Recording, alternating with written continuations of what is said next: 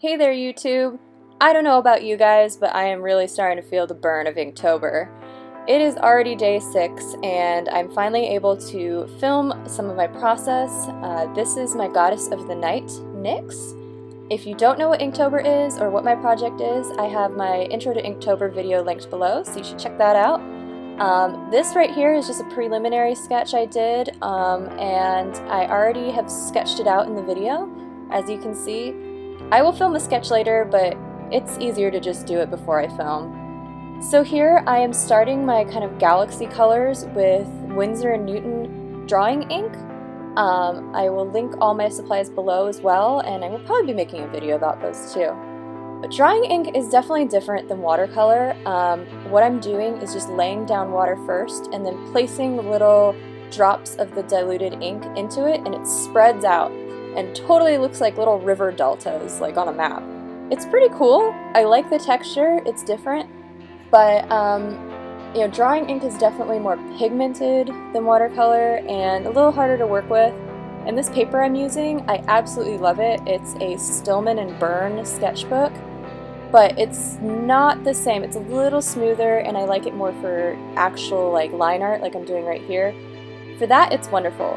But for actual ink washes and probably watercolor as well, it just doesn't really have the texture I'm looking for. It's more hot press. So if you like working on smooth surfaces, then you'll probably like it.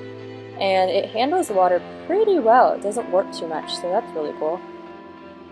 I struggled quite a bit with this piece and wanted to scrap it quite a few times. I almost stopped and threw it away multiple times.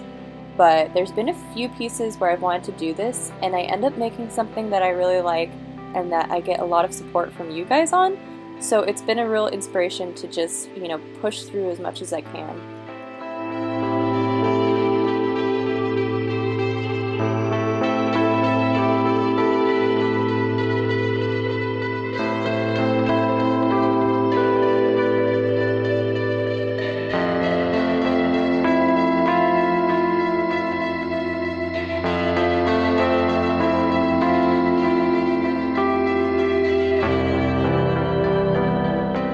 So here I'm just kind of laying down water on top of my already dried color ink and doing the same thing with black ink so that it spreads out in interesting shapes, and you know, there's kind of a gradient farther away from where I directly put my brush. So it's a nice way to get some darker and lighter areas over the color to start building up that, you know, galaxy-like feel. I'm using Pelikan A drawing ink, which is actually waterproof, so I can go over it and, you know, the existing washes won't get lifted up, which I like personally. And this ink is really nice. It's very light fast, which means that it's very archival, and is always nice with original pieces because you don't have to worry about them fading or acting weird, you know, within quite a few years. So I always recommend getting nice ink and nice supplies so that if you do sell your originals or, you know, keep them for yourself, they will last a long time. But of course, archival materials are a little more expensive, so if you're just starting out or if you're just practicing, you know, you don't really need to use the best quality materials. There's absolutely no shame in just practicing with what you can afford.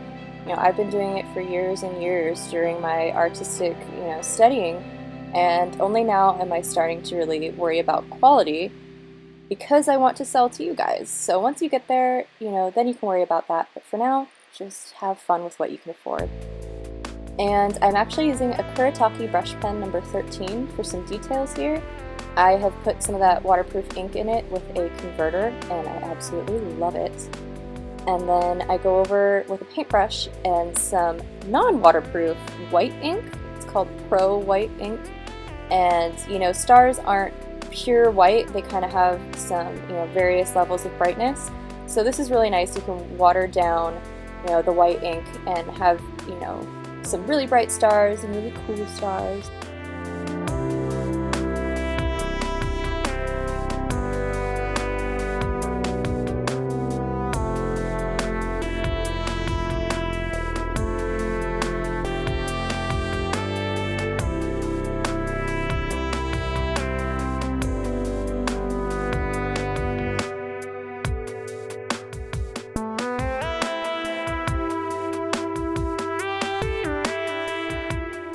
just finishing up some details.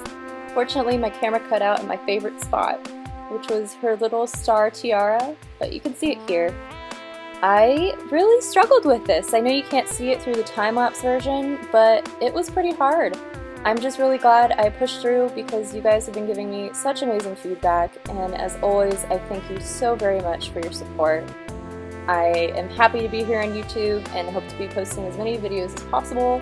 I know I'm a bit behind. It was my grandmother's 99th birthday, so we have been partying it up over here with family, and it's been wonderful. Please, if you can, subscribe and like the video. I'm very new here, so your support really helps, and I can't wait to see you guys in my next video. Happy Inktober!